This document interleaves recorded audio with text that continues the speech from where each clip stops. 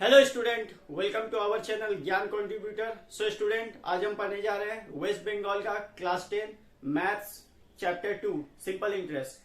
तो इसके मैंने दो पार्ट पहले ही अपलोड कर दिए। पार्ट 1 में मैंने क्वेश्चन नंबर 1 to 10 कवर किया है, पार्ट 2 में क्वेश्चन नंबर 11 to 17 कवर किया है। आज हम पढ़ेंगे क्वेश्चन नंबर 18 से 18, 19, 20। हमारा लास्ट 3 क्वेश्चन बचा हुआ है। ये हमारा मैथ्स का सीरीज चल रहा है। तो ये सीरीज आपको कैसी लग रही है हमें कमेंट सेक्शन में जरूर बताया। चैनल पे नहीं आए तो चैनल को सब्सक्राइब कर लीजिए और वीडियो पूरा देखते रहिए, क्योंकि ये मैथ्स का सिंपल इंटरेस्ट है। अगर आपका जरा सा भी मिस्टेक हुआ तो आपका पूरा सम गलत हो सकता है। तो बने रहिए हमारे साथ इस सीरीज में। देखते हैं आज का वीडियो। तो आज का वीडियो हमारा शुरू होता है क्वेश्चन नंबर 18 से। तो क्वेश्चन में क्या बोल रहा है? A bank gives 5% simple interest per annum. एक बैंक है जो इंटरेस्ट दे रहा है 5% का। In that bank Dipu babu deposit ₹15,000 at the beginning of the year. Dipu babu उसी बैंक में 15,000 रुपए जमा करता है साल के शुरुआत में। साल के पहले दिन वो 15,000 रुपए जमा कर देता है उसी बैंक में जिस बैंक में 5% का इंटरेस्ट मिल रहा है। But withdraw ₹3,000 after 3 month. लेकिन साल के शुरुआत में 15,000 जमा करता है, लेकिन 3 महीना बाद 3,000 रुपए निकाल लेता है। मान लीजिए 1 जनवरी को उसने जमा किया, तो क्या होता है कि 1 अप्रैल को, मार्च खत्म होने का ठीक 1 अप्रैल को वो 3,000 रुपए निकाल लेता है। फिर क्या होता है? उसके बाद बोल रहा है and then again after 3 month the deposit ₹8,000। उसके और 3 महीना बाद, यानी 3 महीना बाद उसने 3,000 रुपए निकाला, फिर 3 महीना बाद 8,000 रुपए जमा करा। तो 3 महीना बाद 3,000 रुपए निकाला, फिर 3 महीना बाद 8,000 रुपए रखा, तो 6 महीना तो ऐसे ही खत्म हो गया। Let us determine the amount Deepu Babu will get at the end of the year. तो बताइए कि सिंपल इंटरेस्ट और प्रिंसिपल जो उसने इतना 8,000 रुपए और जमा किया, 3,000 रुपए निकाला, सब मिला के उसको साल का एंड में कितना रुपया अमाउंट मिलेगा। अमाउंट मतलब प्रिंसिपल और एसआई, मतलब इंटरेस्ट का साथ जितना उसने पैसा रखा था सबको मिलाकर कितना पैसा मिलेगा। तो करते हैं हम आज का सम। तो सम करने से पहले मैं आपको इसका क्वेश्चन अच्छे से एक बार तोड़कर समझा देता हूं। देखिए, ये हमारा साल का शुरुआत हुआ है। यहां पर ये हुआ 3 महीना का, ये 6 महीना, ये 12 महीना, सॉरी ये 3 महीना, ये 6 महीना, ये 9 महीना, ये 12 महीना। ये हमारा एक लाइन जा रहा है, ठीक है। यहां से यहां तक उसने 15,000 रुपए जमा किया, तो यहां तो उसको पूरा 15,000 का इंटरेस्ट मिलेगा। 5% के हिसाब से पूरा 15,000 का इंटरेस्ट मिलेगा। फिर उसने 3,000 रुपए निकाल दिए, तो यहां तो बच जाएगा उसका सिर्फ 12,000। 12,000 बचेगा, और 12,000 बचेगा तो क्या होगा? यहां पर उसने 12,000 यहां पे भी है, लेकिन उसने क्या किया है? 8,000 रुपया जमा किया है, तो 20,000 हो गए। अब यही 20,000 आगे का 6 महीना तक जाएगा। तो देख लेते हैं, पहला जो हमारा बनेगा वो बनेगा एसआई ऑफ फर्स्ट 3 मंथ। मतलब पहला 3 महीना जो उसने बैंक में जमा किया था पैसा, 15,000 रुपए जब उसने जमा किया तो 3 महीने तक तो 15,000 रुपए रहा। उसके बाद में उसने 3,000 रुपए निकाल लिया। पहला तो रहा 15,000, तो 15,000 का पहले इंटरेस्ट मिलेगा।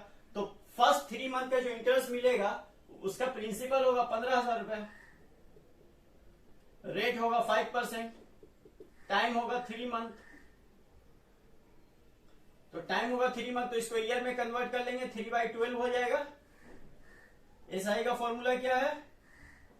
P into R into T by 100, right. So P कितना है? 15,000, रेट कितना है? 5, टाइम कितना है? 3/12 इंटू 100। तो यहां पे कितना आ जाएगा? इसको सॉल्व कर लेंगे। सॉल्व करने के लिए देखिए, ये 2 0 100 का और ये 2 0 इसका कट जाएगा। फिर 3 1 से 3, 3 4 से 12, फिर 50 इससे करेंगे 2 2 से 4, 2 7 से 14, 2 5 से 10, 75 को 5 से कर लिए मल्टीप्लाई,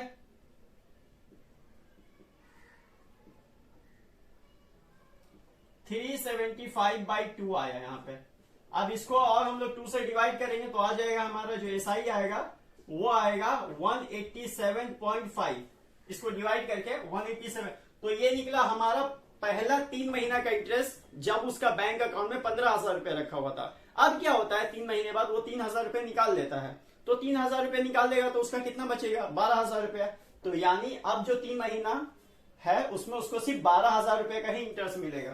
तो नेक्स्ट कर लेते हैं हमारा एसआई ऑफ नेक्स्ट 3 मंथ,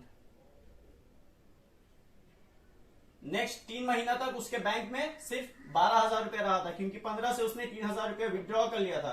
तो इसका प्रिंसिपल कितना हो जाएगा 12,000, रेट कितना रहेगा वही रहेगा 5% टाइम 3 महीना 3 मंथ्स। इसको ईयर में कन्वर्ट कर लेंगे 3/12 ईयर। एसआई निकाल लीजिए इसका, एसआई का फॉर्मूला होता है P into R into T by 100। तो P कितना है यहाँ पे 12,000, रेट कितना है 5, टाइम कितना है 3/12 इंटू 100। देखिए 2 0 इसका कैंसल, और 12 1 12, 12 10 120 होता है। ठीक है, तो अब यहाँ पे देख लीजिए कितना हो जाएगा, 10 5 50 और 3 तो हो जाएगा यहाँ पे 150। यहाँ का जो एसआई आएगा नेक्स्ट 3 महीना का, यानी 12,000 रुपये पे उसको 3 महीना तक 150 रुपया का करीब इंटरेस्ट मिला। तो 150 रुपया यहाँ हो गया, 187.5 यहाँ हो गया। अच्छा 3 महीना तक 15,000 रहा, 3 महीना तक 12,000 रुपया रहा, तो 6 महीना तो चले गए। अब नेक्स्ट 6 महीना तो क्या किया, जिस दिन इसने 12,000 रुपया, जब तक उसका जिस दिन इसने 3,000 रुपया निकाला था, जिस दिन इसने 3,000 रुपया निकाला उसके 3 महीना बाद उसने 8,000 रुपया जमा किया था। तो अब हम लोग देख लेंगे SI of last 6 month, last आखिर के जो 6 महीना है उसका एसआई हम लोग निकाल लेंगे।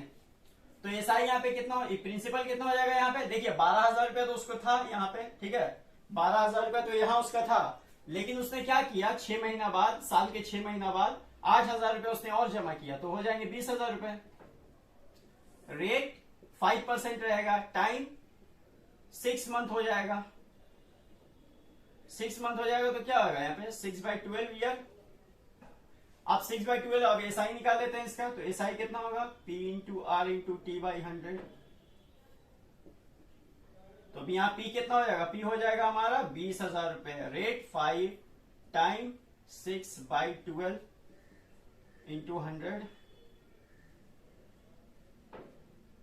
अब इसको सॉल्व कर लेंगे, देखिए 2 0 इसका कैंसल, 6 1 6, 6 2 12, 2 1 2, 2 1 2, 2 0 100। अब 100 और 5 इंटू 500, 100 5 500।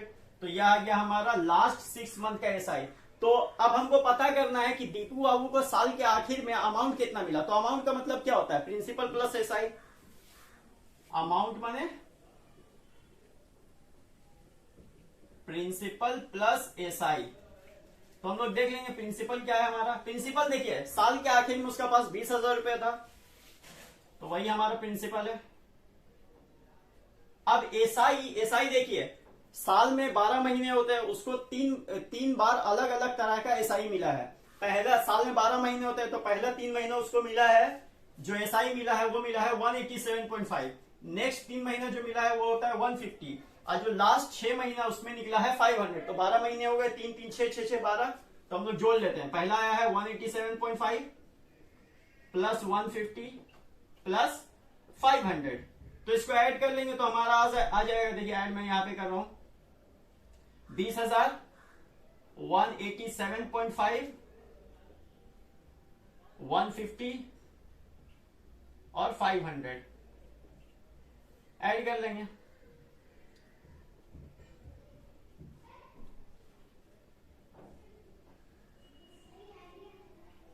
तो आ गया हमारा 20,837.5, 20,837.5। तो ये आ गया हमारा at the end of the year में जो दीपू बाबू को जो अमाउंट मिलेगा उसका आंसर 20,837.5। अब देखते हैं क्वेश्चन नंबर 18। तो क्वेश्चन नंबर 18 में क्या बोला है, रहमत चाचा takes a loan amount of ₹2,40,000 from a bank for constructing a building at the rate of simple interest of 12% per annum। क्या बोला है, रहमत चाचा एक लोन लेता है, ठीक है, ₹2,40,000 का, 2,40,000 रुपए का एक लोन लेता है। क्यों ले रहा है, बिल्डिंग का कंस्ट्रक्शन के लिए, बिल्डिंग बनाने के लिए वो 2,40,000 रुपया लोन लेता है। कितना इंटरेस्ट, 12% का इंटरेस्ट पे। After 1 year of taking the loan, loan लेने के 1 साल बाद जब उसका बिल्डिंग बन जाता है तो वो उस बिल्डिंग को क्या करता है या रूम को क्या करता है, रेंट पे दे देता है, रेंट पे, ठीक है। लेकिन लोन लेने के 1 साल बाद, ठीक है, he rent the house at the rate of ₹5,200 per month, और किराया उसको कितना मिलता है, रेंट उसको कितना मिलता है, 5,200 रुपया महीना। Let us determine the number of years he would take to repay his loan along with interest from the income of the house rent. तो बताइए उसको कितना टाइम लगेगा, उसको बताइए कितना number of years would take to repay his loan along with interest. तो बताइए उसको लोन चुकता करने में, सूद समेत लोन चुकता करने में उसको कितना साल लग जाएगा। पर वो इनकम कहां से आना चाहिए, हाउस रेंट से, ठीक है। तो पहले हम लोग जान लेते हैं कि लोन उसने कितना लिया था, ठीक है। तो लोन उसने कितना लिया है, 2,40,000 रुपए का। अब उसको कितना टाइम लगेगा हम देख लेते हैं। तो क्या करना पड़ेगा, let the time be x, ठीक है। कितना टाइम लगेगा उसको लोन चुकता करने में ये पता नहीं, तो हम लोग उसको एक्स मान लेंगे। उसके बाद he gets the house rent. अब उसको रेंट कितने साल बाद मिल रहा है, लोन लेने के 1 साल बाद उसको रेंट मिलना शुरू हो रहा है। तो उसके लिए हम लोग क्या करेंगे, x-1।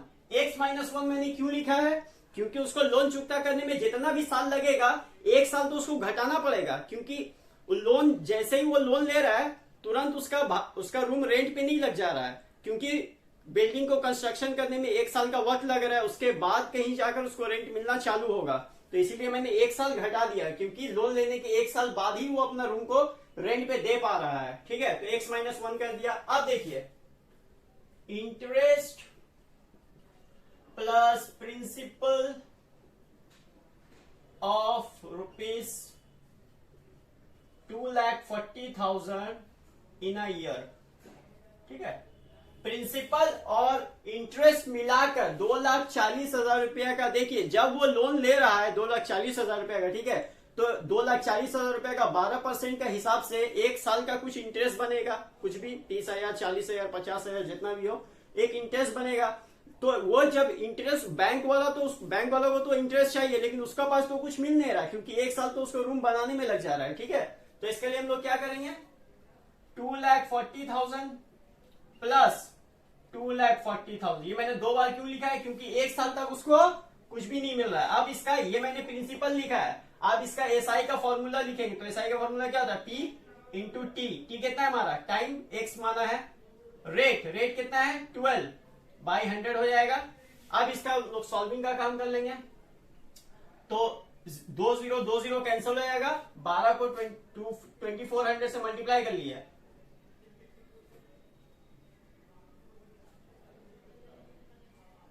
28,800। तो इसका क्या आएगा, 2,40,000 प्लस 28,800 एक्स, ये आ गया हमारा। अब हम लोग निकालेंगे कि उसको हाउस रेंट कितना मिल रहा है। ये आ गया हमारा एक एक्सप्रेशन। अब हम लोग हाउस रेंट पता कर लेंगे। तो रेंट ऑफ द हाउस कितना है,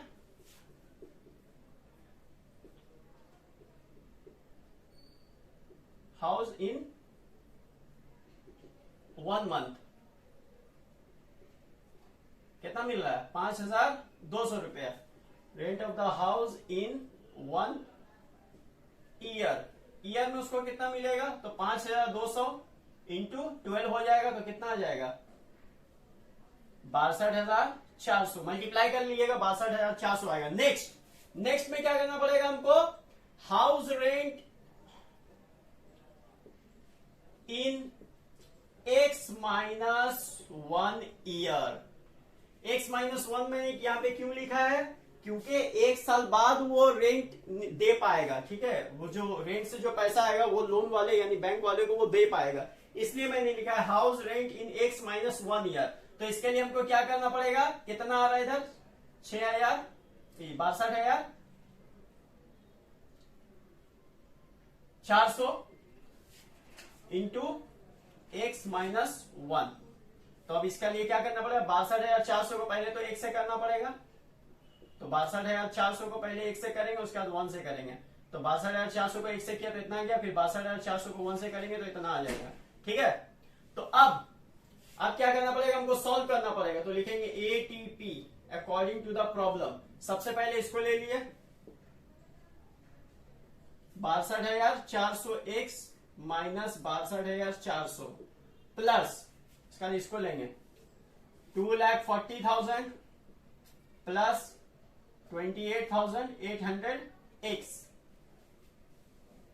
ठीक है।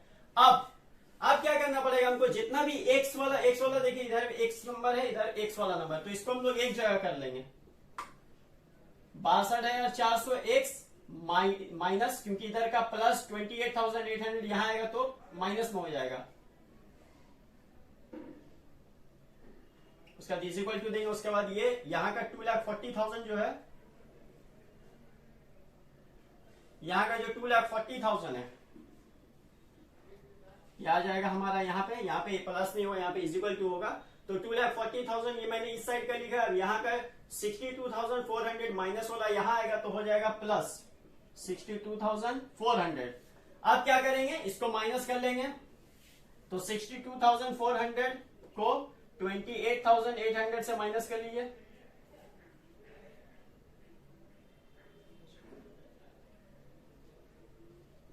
$33,600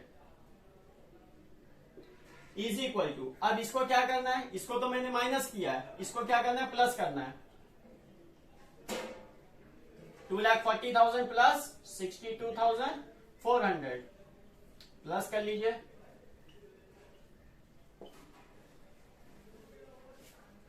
$30,2400 ये आ गया हमारा। इसके साथ x रहेगा। अब x के साथ जो नंबर है वो डिवाइड का टाइम नीचे चला जाता है, जानते हैं हम लोग, 33,600 नीचे आ जाएगा और ये 30,2400 ऊपर आ जाएगा।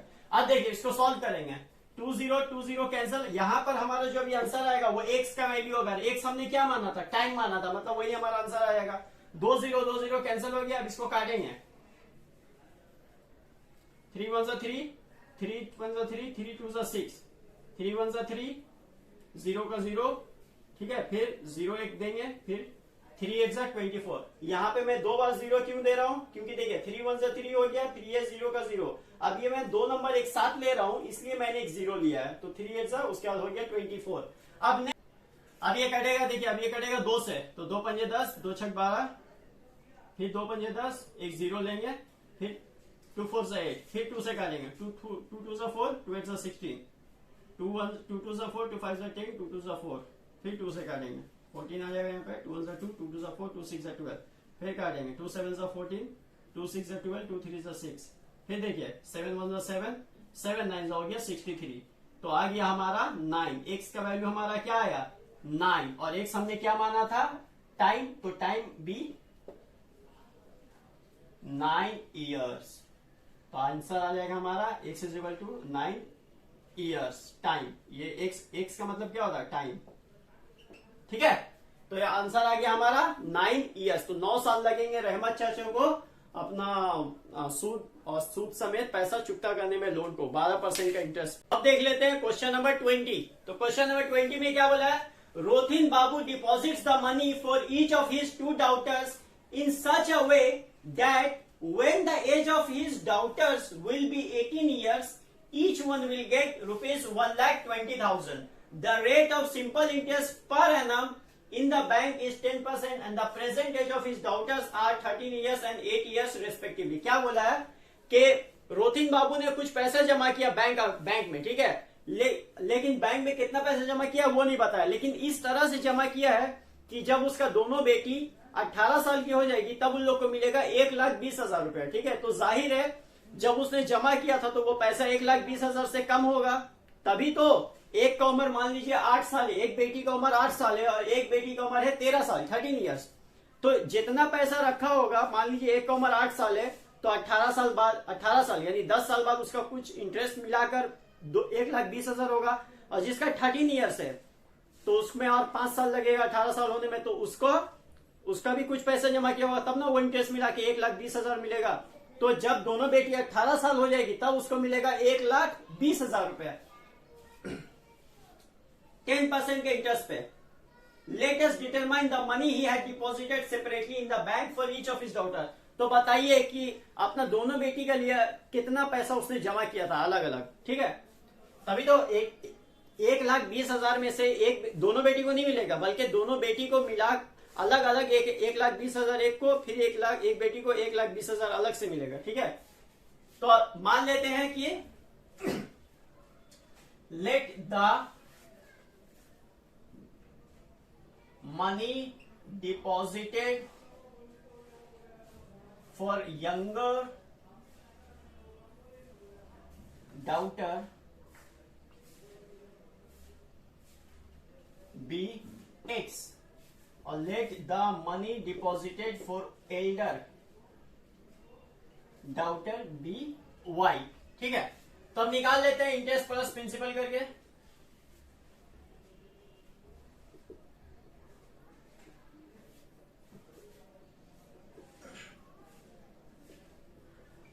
Interest plus principal for younger daughter,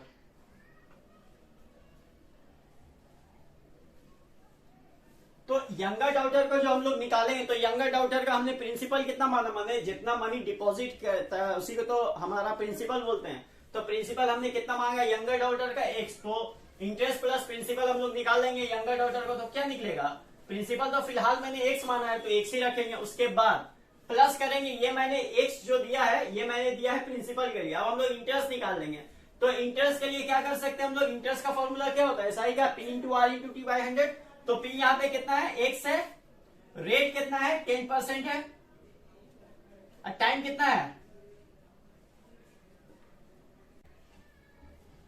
तो टाइम जो निकलेगा वो देखिए टाइम कैसे निकलेगा, टाइम निकलेगा ऐसे करके कि अभी एक का उम्र कितना है, जो यंगर डाउटर जो है उसका उम्र है 8 साल, ठीक है। तो उम्र कितना साल बाद उसको पैसे मिलेगा 1,20,000, 18 साल की उम्र में। तो 8 साल जो एज है तो हम लोग उसको माइनस कर सकते हैं 18 से, तभी तो निकलेगा हमारा, तभी तो वो 10 साल आएगा ना। टाइम कैसे निकलेगा, टाइम ऐसे ही निकलेगा 18 माइनस 8 करेंगे तब, ठीक है। तो अब इसको हम लोग सॉल्व कर लेते हैं, सॉल्व कैसे करेंगे देखिए, 1 0 इसका कैंसल, और यहां x प्लस एक्स इंटू यहां पे कितना बच गया 1/10 इंटू 10, 18 माइनस 8 10 बचेगा।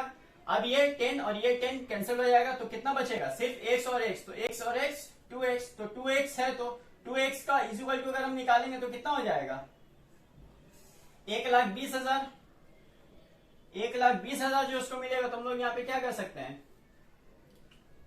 इसको डिवाइड करके हम आंसर ला सकते हैं, तो आएगा हमारा 60,000। तो यंगर डाउटर के लिए कितना पैसा जमा किया है 60,000, तो उसको 10 साल बाद मिल जाएंगे 1,20,000 रुपए। अब आते हैं हम लोग एल्डर का काम कर लेते हैं, तो इंटरेस्ट प्लस प्रिंसिपल सेम काम होगा, प्रिंसिपल फॉर एल्डर डाउटर।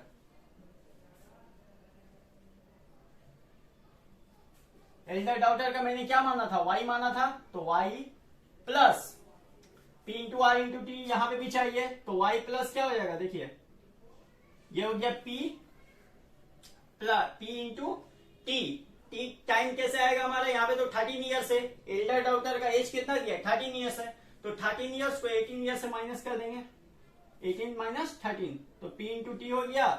अब चाहिए R कितना है हमारा 10/100,